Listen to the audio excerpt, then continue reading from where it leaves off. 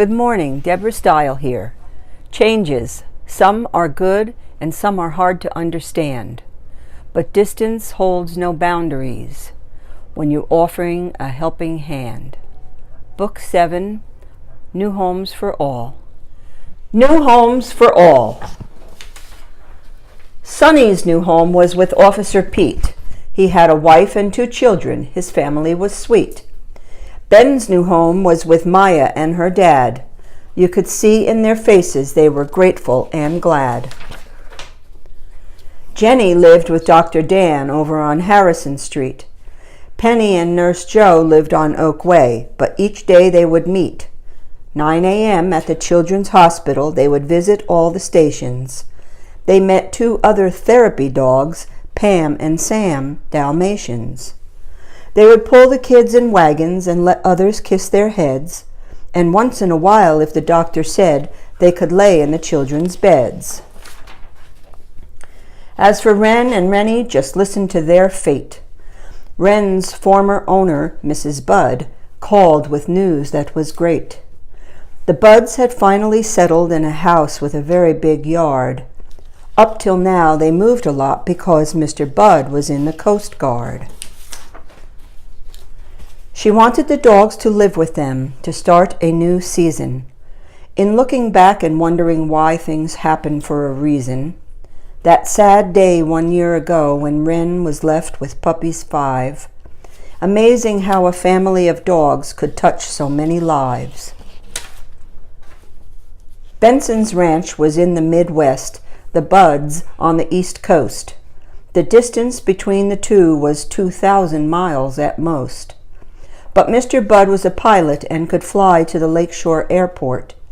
He'd pick them up in a helicopter. The ride back would be short. It was set up for Saturday morning. We went with them to say goodbye. I told myself to be happy, but I knew I would probably cry. Yet, as they got aboard and looked back at us, we felt a sense of pride. We were blessed to have them for a year. Now others would be by their side. As the helicopter was landing in Newcrest, Mr. Budd let the side panel ajar. Wren and Rennie looked out like they were riding in a car. Mr. Budd let down the panel. They ran to Mrs. Budd's waiting arms. She put new collars around their necks with bling name charms. The dogs could sense her happiness being together once more. When they arrived at their new home, Mrs. Budd showed them the doggy door. They ran in and out and in, until it was time to eat. Then they got to go for a walk on the beach. This new life was sweet. But during the night, the phone rang. Mr. Budd had an urgent call. He quickly put on his uniform and hurried down the hall. There was an oil spill in the ocean, not too far from Newcrest Beach. He had to fly along the coastline to see how far it reached.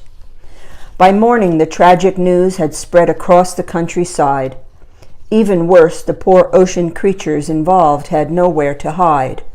The fish, seagulls, pelicans, dolphins, and seals were covered with spots of oil from their heads to their heels.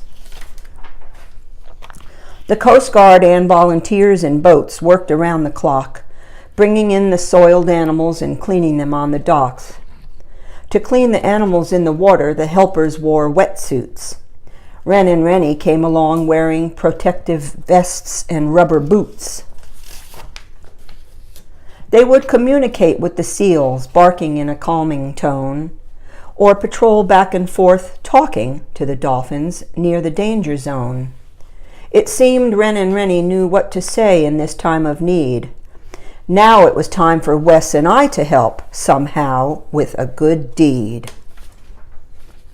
But what could we do with our distance so afar? We could have a fundraiser, maybe washing cars. No, once again, I have an absolutely brilliant revelation. We can start Awareness for Animals' Rights, the AFAR Foundation. And instead of washing cars, we'll wash any kind of pet. It's sure to raise awareness and lots of money, you can bet. To be continued. Thank you much for watching. Please subscribe to hear the rest of the books.